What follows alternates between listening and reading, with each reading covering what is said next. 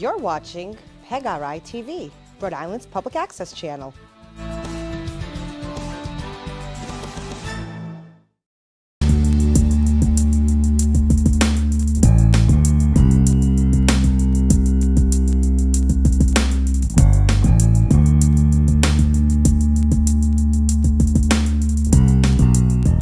Hello everybody and welcome back to the Jason J. Tavares Show for Right-Brained Entertainers. This is episode 11 and my guest today is Mr. Keith E. Johnson. This is Keith's second appearance on the show. He's the author of Paranormal Realities 1, 2, and 3, the host of Ghosts R N.E.A.R, and he's a relative of the famous H.P. Lovecraft. So welcome back. Thank you for having me back, Jason. I really appreciate it. Nice to have you back. Yeah. So now, since we spoke in April, I know we spoke after April, but you had just wrapped up the play MASH. Right, right. Okay, that's With pretty Swamp awesome. Meadow Community Theater, yes. How did that go? That went excellent. That was a very, very enjoyable run. I played Frank Burns, of course, the meanie guy on it, but went very, very well. Tremendous audience response, and Hot Lips Houlihan, my co-star, and as far as our parts go, Kelly McCabe just had a nice baby boy, so everybody's doing well. So. Nice. How long did it take to learn your lines for something like MASH? That was like 2-hour play, or? Yes, yeah, about approximately 2 hours.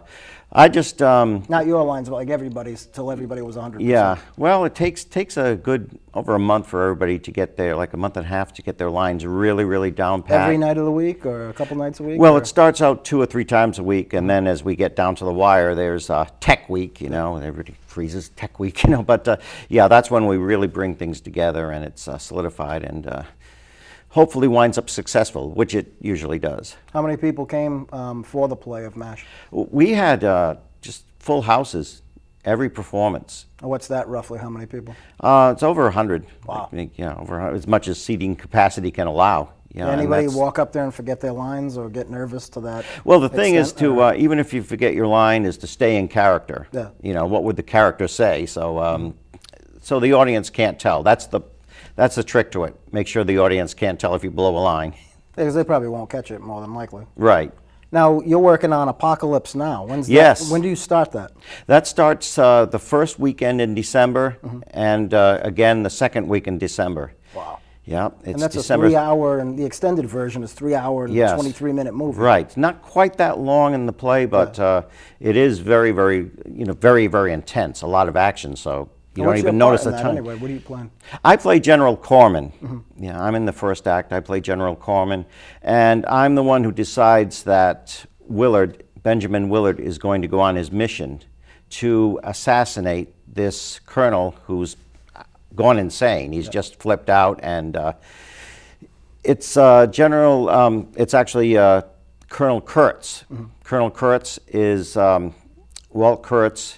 He's been in Vietnam, and this is Vietnam era, the war nobody wanted, and he's gone off his lid. And his whole platoon with him have turned their back on the army and the military, and now he's just like a vigilante out there with a whole commune that just Living follows. on that island. Yes, in the movie, yeah, it's in Cambodia, and it's really, really intense. And it's different from MASH. It's a military play, but it's different from MASH because, again, this is the war nobody wanted, and it's not about patriotism. It's to ebb the spread of communism, which didn't really make sense, and so many people went there, so many men, young men and women went there, basically boys and girls went there, and those who returned were spat upon, insulted for going, and really it was so different from World War I and II and even the Korean War, just a different conception of it. And the thing is that, of course, it is a very, very intense movie. You're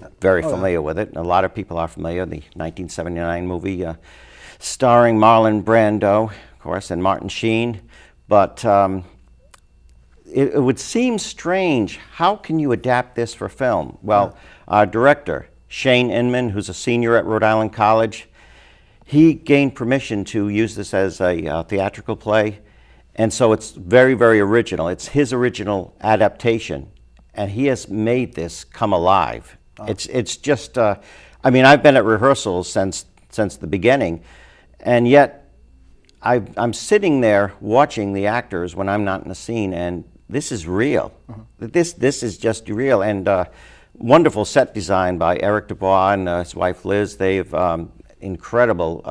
That boat comes out, you know, the military boat comes out, and that looks so real with the lighting. Our friend Tyler has done the lighting for the show, and That's awesome. it's really it's hard to describe unless you see. It's not a show for children, not a show How for many young. scene changes are there throughout? Can you disclose that already, or?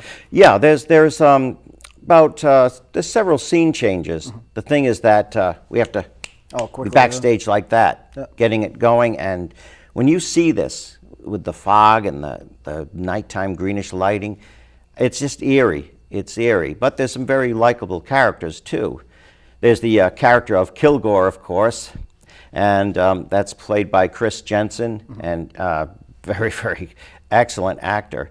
And he's kind of like a mini Kurtz. He's created this own society that revolves around surfing and scaring the natives and things like that. And he's kind of in his own world. And one of the points is try to tell yourself this could not happen. Try to tell yourself this could not happen again, because they're really so isolated. And unlike our other wars, this is really societies themselves start to take off, evolve, and so it's not the law of the land anymore. It's every man for himself. And of course, Benjamin Willard is a trained military. Essentially, he's done a lot of assassinations himself. But now he's after one of our own guys who's cracked up. And these people follow him like a god.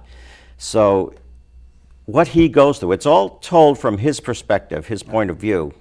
There's an interesting character, Robert Silva plays him, and that's the chef. They call him chef because he is a real chef.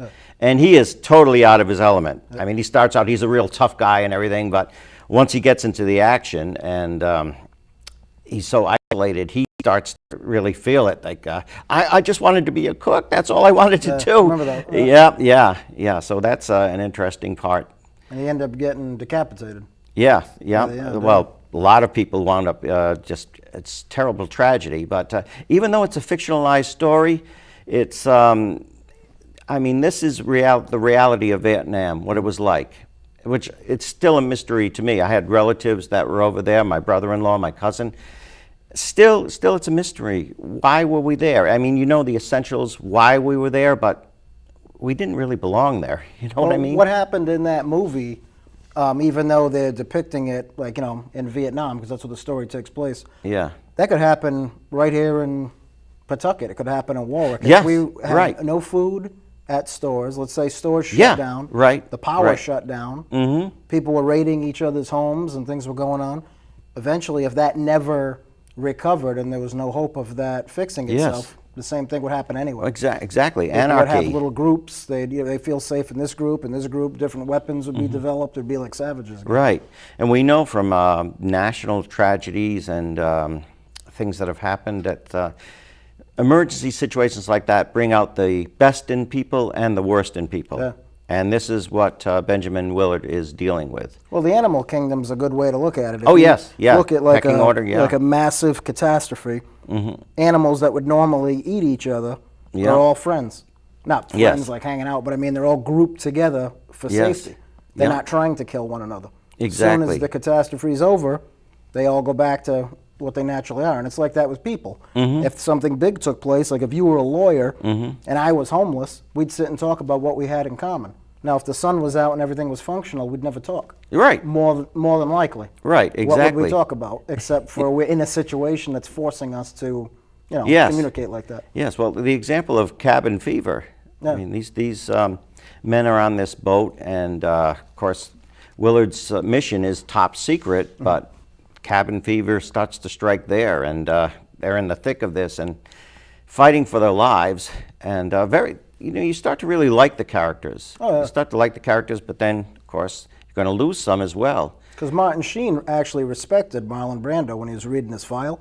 Because Brando went to airborne school at, 38 years old? Oh yeah, And that was old back then. Exactly, 38, exactly. This is a very decorated colonel. He was a hero, a decent man. And he gave up being general to go to the special forces. Exactly. So this guy's reading that file like, wow. Exactly. And then Martin Sheen's wearing the Ranger tab, so he knew the type of training this man went through. And to go through it at 38, he had said that it was tough for him at 19. Exactly. And this guy did it at 38, so 36. I don't know. 38, yes. 38, yeah, you're right. So yeah. made him a pretty tough guy. Right. And as time goes by on his mission, Willard starts to realize that maybe he himself is not so different from Kurtz. Yeah. Starts to take more of a sympathetic view. The more he learns about him, he actually does start to admire him, even though his mission is to kill him. Yeah.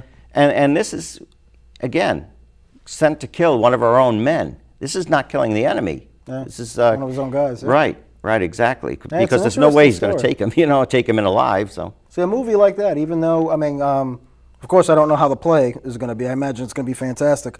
But a movie like that, even though it's over a 3-hour movie, you still have to watch it more than once to get it. Exactly. I mean, because at first it drags. Second time you watch it, you find things you didn't see. Oh, yeah. Third time, there's more. It's put together so well. Right. Well, nothing in here drags. Oh, no, in the play, Except maybe some not, bodies no. or something there. Oh, your play's going to be great. Yeah, to put that together on a play, that's really something. Rob LeBeau playing Kurtz, he's got this intensity, this smoldering intensity.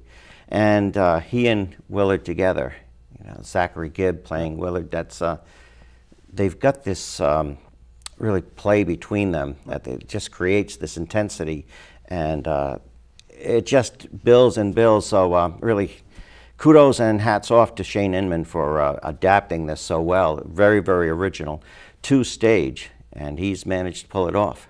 Now, how much of this do you work on at home, on your own? I work on it quite a bit at home. I mean, you're working your day job, then you go home and relax, but every private moment you start thinking about this. This show's going to go on. What is my character, and how am I going to present this till it becomes ingrained in you? It becomes second nature. So I wonder now. Let's say you went into regular movies. Have you ever been in a regular movie before? Yes, I have. Now, on top of that, work, would you get this on an IMDb credit? Like as a play, would that show up on the computer? Yes. It would? Yes, Okay. that could show 'Cause up. I feel it's a lot harder than making a movie. Oh, yes, right. I mean, because you're alive out there doing it. You don't have cuts. You can't, Yes. walk away in the middle of it. Right. Well, a movie, of course, okay, take the scene, cut, cut, redo this, stand here, or don't move too, you've got this square you've got to stay in. But live theater, that you can't beat it. No. Because something goes wrong. You have to go with it. You don't put the work into it, it's not going to happen. Right, which television was originally. Yeah, it was, yeah. The Hallmark Hall of Fame theater and live presentations that you don't know if they're blowing a line or not when you watch this because they cover so expertly. But backstage, I mean, there's a lot of action going backstage, getting these sets on and off, so you don't even really notice the transition. Now, let me ask you this. With your books, you did Paranormal Realities 1, 2, and 3. Are you working on a 4th book? Because you had said about a demonology book. Yes, right? yes. Working on that over this past weekend, actually. It's a handbook on demonology because I've been in the field for some time, and I do have people calling me up when they're on a case, and can you give us some advice? So this is kind of like a handbook, and it sounds kind of like downplaying it, a handbook for demonology, but sometimes people go into a situation where it is very, very hostile, and it is what we call an extreme haunt. And of course, my friend and colleague John Zaffis, we've been in the field for many, many years, and we know what it's like when somebody calls and they have a question, what do we do now? So this is kind of like a reference. It's not that this is what you have to do written in stone, but it's based on my experience and people like John Zaffis, Dave Considine, who are demonologist, and my brother Carl, exactly, who takes somewhat different view than I do, but it's kind of based on that. What's the most practical thing to do, and what do you do when you're in this situation? Of course, I approach it from a Christian standpoint. Well, it's a guideline because a lot of people would have no idea. Right. So, I mean, like you said, it's your own interpretation, but somebody can take it and use it as a guideline to come up with their own interpretation of what to do. So that's awesome. How many pages is that going to be? Well, I'm hoping for at least 200. Wow. We'll be see. A small book, like a pocket book? Or? Yes, yeah. Kind of like a travelogue size. So since we were talking about Apocalypse Now, you could actually call it a standard operating procedure for demonology. Very good, You yeah. know? So that would be kind of cool. Yep. You know, I yep, don't know if they'd exact- let you take that standard operating procedure, but I don't think they have that patented just for the military, Right. because companies have SOPs. Right. Yeah, So well, SOP on demonology. Then. what a lot of people don't realize, they see these shows on TV and everything, but the spirit world is very real. It's a reality, and it's always with us. And you can prove it to yourself, although it can be very, very dangerous, the way you go about this. And some people, again, H.P. Lovecraft, they get the Necronomicon, and they're going to read how to summon spirits and how to summon Dangerous demons. stuff, Right, yeah. exactly. And Necronomicon was actually a fictional work by H.P. Lovecraft. But I mean, if you invite something, it will come sometimes. And the thing too, when people are doing stuff like that, I mean, for people at home, I mean, we're jumping around different topics, but I don't see Keith very much, so we could have a 4-hour show. We Right. could talk for hours, but Yeah. we have a lot in common, you know, many different topics. He's talking about a book that he's writing right now. It's going to be like a handbook on demonology. But demonology isn't something, just, you know, I don't know if you want to back me up on this. You never know what you're summoning.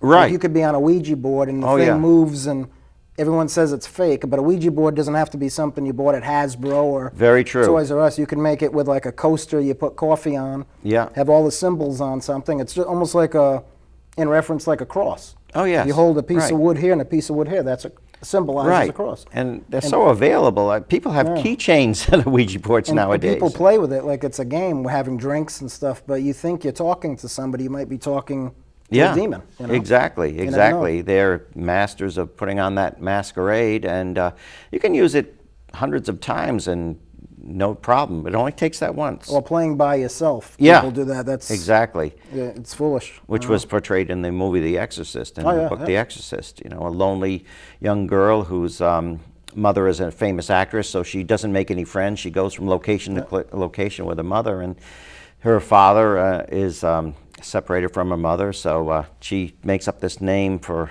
Captain Howdy, is her spirit friend. Her father's name's Howard, so Captain Howdy takes the place, and a demon does come in and start controlling her. Yeah, it finds people that are weak, have Yeah. weak points. Right, Some way to slip in. right. You know, it's frightening stuff. A demon will have no hesitation about using a person's fears, phobias, a mental illness against them. No hesitation. And demons were never human. Right. Yeah, it's not Right. like they're like somebody becomes a demon, like a lot of people Right, think. exactly. They're never human. Yeah. Exactly. So you're not dealing with a human spirit. You're dealing with something that has the wisdom of the ages and is very malevolent as well. That's why they say ghosts are entities, but they're not, right? Isn't it true that a demon is an entity? Yes, a And demon a is ghost an entity isn't. unto A itself. ghost is an apparition. Or there's another term for Well, it. an too. apparition is something that you see and you recognize in spirit form, Yeah. right? But an actual entity is a being unto itself, and that's what a demon is. That's scary stuff. So we should have a whole show just on that. Yes, we should yeah, have done on the someday we Halloween will. show. You've had some good experiences too, over in Transylvania. Oh yeah, Transylvania, England. I actually had more scary stuff happen right in the condo I was going to talk to you about renting. I don't know. Probably don't have enough time on the show today, but a story I'll tell you afterwards happened recently. But in my condominium there, it's a regular condominium, Warwick, Rhode Island. More creepy stuff happens in that place. Strangest thing. You've been all these exotic places all over in Europe, all over the world. Right, take stuff with you. You know what I right. mean? You never Oh, know yeah. what attaches to Yeah, you. we call them hitchhikers. But nothing bad ever happens from it. It's always like weird. Like here's a weird one I'll tell you real quick. Happened this morning.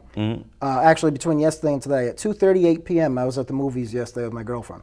I said, I'm gonna go to the bathroom. I put my phone on the seat with my wallet and my keys. I said, don't let it fall on the floor. And I, went to the bathroom. Went to go get a cup of coffee as well. Come back. Didn't think anything of it. Wake up this morning, and I leave the house to go to the library because I'm working on some short stories that I had told you about. And I checked my phone not long after leaving the house. I had 411 with a pound sign 14 minutes prior to, after leaving the house. Yeah. And at the movies the night before. I scrolled down a bit more, 2:38 p.m. We were at the movies. 411 pound. That was somebody putting it in my phone. I asked my girlfriend, did you put 411 on my phone? She goes, why would I touch your phone? And I was thinking, even if she did, which I know she didn't, how could it happen from my house when she Right. hadn't been home for hours this morning? Right. Yeah, and that's true. Isn't Some that weird? spirits. Yeah, it is weird. Just playing with the phone. It was Wow. 411, but it's actually, I can show it to you. I got the phone right here, as a matter of fact. Let me see. Keith Johnson, I called you twice. There's my mom. 411W plus, 411W plus, 2:38 p.m.